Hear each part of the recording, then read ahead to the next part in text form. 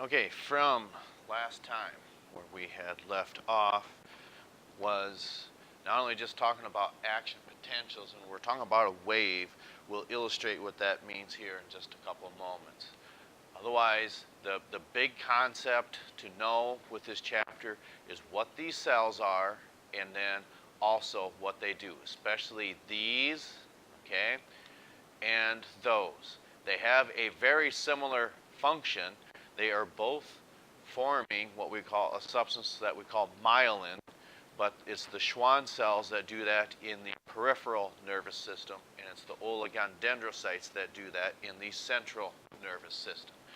And also be able to know and note the difference between these two portions, okay, of the nervous system, okay? All right. So, as we continue forward, we had this, I got to put that diagram up, and I have a printout here for you, and we had discussed this yesterday.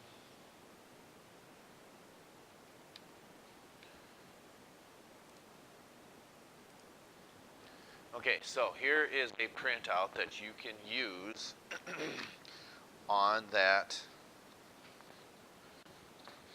an exam. If we are looking to discuss some form of situation, okay, whether it be from a stimulus, excuse me, a stimulus that would, let's say, move through your somatic nervous system. As you can see, it moves skeletal muscle. Now, that's not to say that it will not have an effect on some of your skeletal muscles when it comes through maybe different types of visceral receptors then as well. But for the most part, what we are referring to here, anything that goes through the somatic nervous system is dealing with skeletal muscles. Sounds like we're going around in circles. I get that, but that stimulus can be something that we taste, something that we see, something that we hear, something that, we touch, taste, feel, see, and hear. I think I got all five, I believe. Okay, so which one of those two systems is one that you don't have to think about? Is it the somatic or the autonomic? And that is true. Okay? And what would be a good idea to maybe make a little note on there is that this sympathetic division right here, may make a little note just so you know that it's this outgoing response here, that the sympathetic nervous system is known as the flight or fight response. Okay? Then the parasympathetic division does just the opposite. It's also an outgoing response, but it's what we call the rest and repair division. So this side, the flight or fight, then this side, the rest and repair. So what happens is typically at night, what happens, you want your room to be dark, and when that occurs, there's going to be more and more melatonin secreted into the bloodstream that causes you to relax, okay? Is there an artificial, let's say, source for melatonin? Yes, if you were to go on a long flight or a long bus ride or something or a long cruise, if you wanted to make yourself fall asleep a little easier, you could take an artificial source of melatonin. And what that does is that stimulates this part of the autonomic nervous system. And what is that melatonin going to do to the cardiac muscles, the smooth muscles? Now, it's going to slow them down. That's right. And glandular secretions are going to slow down. One of the things to think about is if you have a big day coming up, maybe it's the night before you take your ACT exam. If you want to try to get a good night's sleep, it would not be to your benefit to have, let's say, a large meal, so to speak, or something to eat right before you go to bed. Why might that be?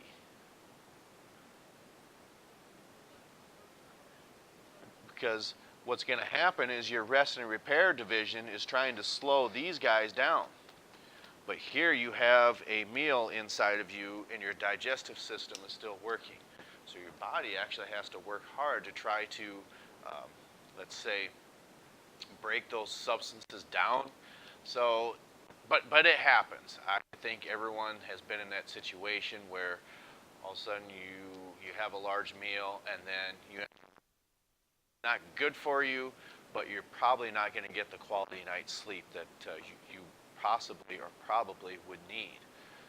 So in the near future, we see on the 9th, which is next Tuesday, okay, you'll be taking the ASVAB testing, you too.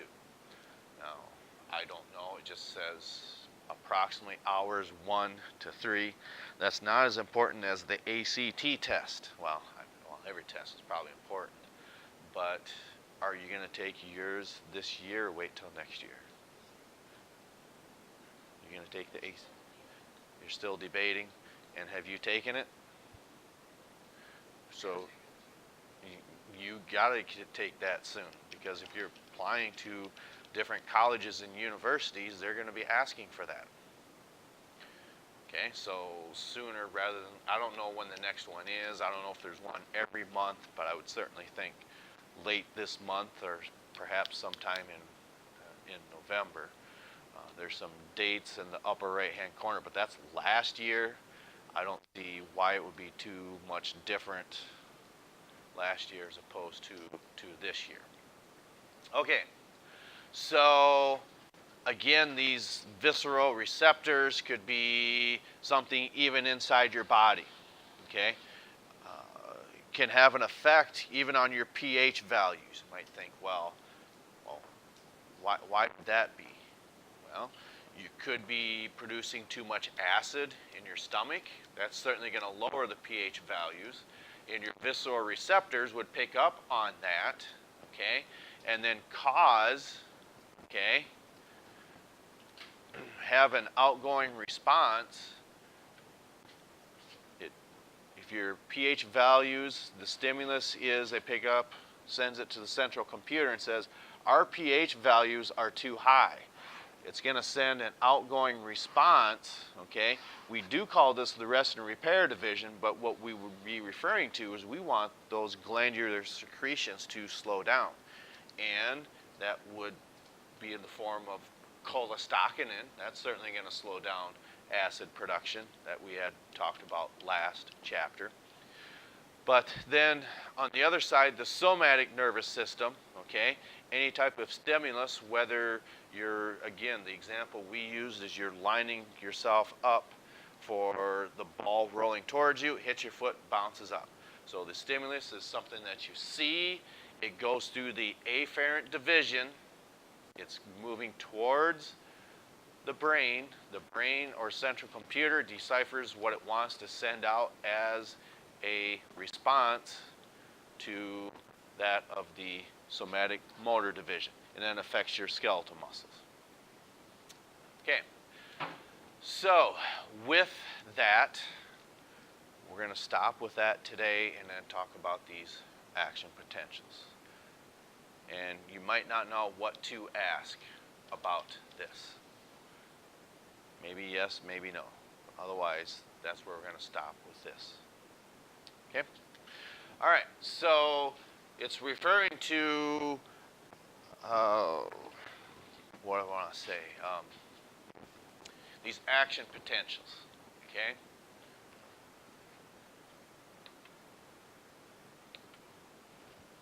Okay, so what we see happening is what nerve cell structure sends information away from the cell body. It's an axon. That's right.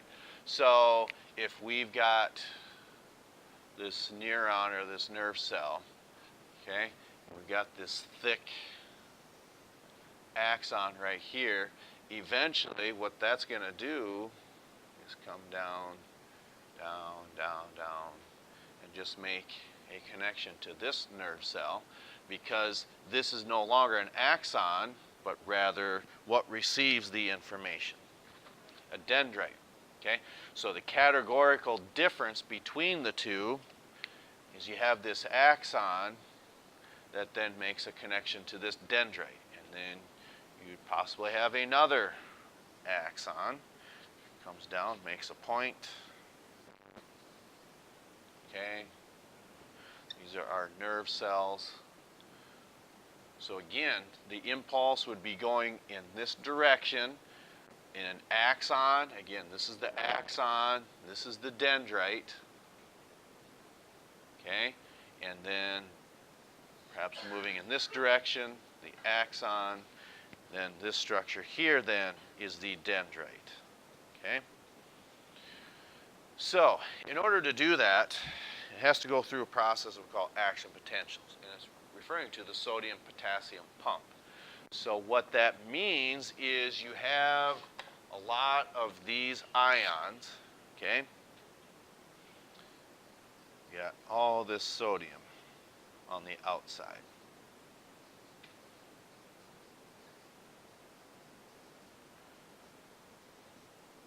And we got a little bit in here. Okay. Then, if we're talking about sodium, we're also going to be talking about, of course, potassium then.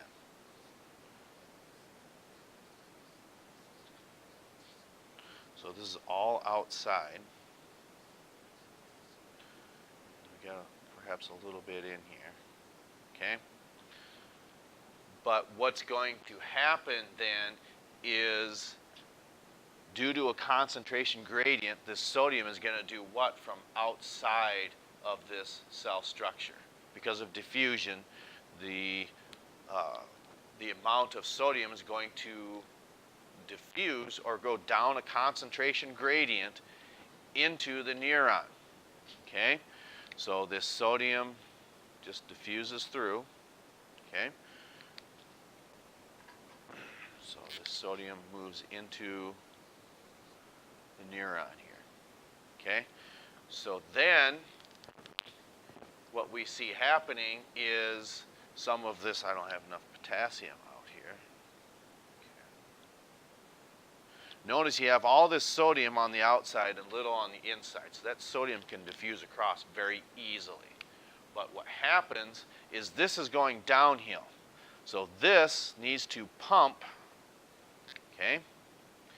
Needs to pump some of these potassium ions out. And what we see happening is when that occurs in a 3-to-2 ratio, there's going to be a charge on the inside and on the outside. Notice we've got 3 sodiums going in and 2 potassiums going out. Okay?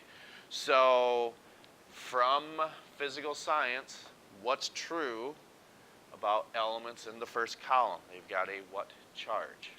+1. See, that's something that we would expect you to know from physical science into general chemistry, and then has an application here. The reason we say that is if all of these have a +1 charge, which they do, +1, +1, +1. We've got 3 ions going in, and how many do we have coming out? 2 of them. They each have a +1 charge. Does that add up to 0?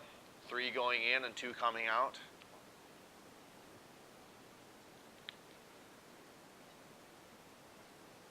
Yeah, there's going to be a +1 left over. Okay? So then what happens, all right, is as this is moving down this signal from one nerve cell to another, we've got 3 coming in, that's a charge of +3, 2 going out, that's only a charge of +2. The very last thing that you had seen on that slide is we said just like at athletic venues, it's kind of like the wave. Except for I'm going the wrong direction. We're supposed to be going that way. Kind of creates the wave. Okay? So 3 ions going in and 2 coming out, that means there's going to be a net difference of 1, a voltage difference on the inside, therefore causing that signal to proceed forward in the nervous system. And that's how that happens, because of that electrical chemical difference. Okay? So again, just note that you got 3 ions going in and only 2 coming out. And it has to pump itself against a concentration gradient, because you have very little potassium on the inside and a lot on the outside. So again, +3 inside, +2 outside. When that happens, this is occurring all the way along that axon. So you have all that minute charge pushing that signal from one nerve cell to another. Okay? So then, well, what happens when you get low in electrolytes? Okay? What does Gatorade and Powerade supply to you? Electrolytes, like these here. So when these are out of balance, all of a sudden you're feeling back your leg, we got cramps in our legs. Well, that's throwing this system off because you're running low on electrolytes. That's why. Okay? So yes, it's important to stay hydrated, but you also have to have a certain set of these electrolytes for your nervous system to continue to work properly. Okay? And that is, in essence, what we mean by an action potential. 3 going in, 2 going out, creating that minute difference. It's important to know. And that's what kind of like the wave. So that keeps on going in this segment. Of course, when you're looking at the size of a neuron, of course, is probably 3 million times smaller than that. So at a minute scale. But that wave just keeps on moving. The same thing would be happening up here. You would have this sodium influxing, potassium outfluxing, and it creates that wave going like this. Okay? And it happens just like that. Okay? We will continue with this tomorrow. I'll be able to continue your handout. We'll review this. Keep that diagram of your breakdown of the somatic and autonomic nervous systems. Okay? Because you need to be able to have to describe, maybe you're walking along inside of a cornfield. You're working for SDSU, doing something like that. All of a sudden, off in the distance, 10 feet from you, you see a skunk. Well, I really don't think you're going to run towards it. Maybe you would, I don't know. But one of the things that, for one, if it's going to scare you, do you have conscious control over your glands at that level, your adrenal glands? No, it's probably going to scare you. That stimulus goes through into your central nervous system. What's the outgoing response? Is it the sympathetic or parasympathetic? Because that's the what response. Flight or fight. That's correct. So then, what's that going to do to your heart rate? It's going to go up. Your respiration is going to go up. Okay? And what we already said, that's going to work on your adrenal glands. Now, that's going to continue until your central computer up here senses, okay, I think we're all right. We're going to send an outgoing response in your parasympathetic division, and what that does is that slows down the secretion of that adrenaline, okay, and eventually just stops, and you kind of return what we consider back to normal. But we will pick up with that tomorrow.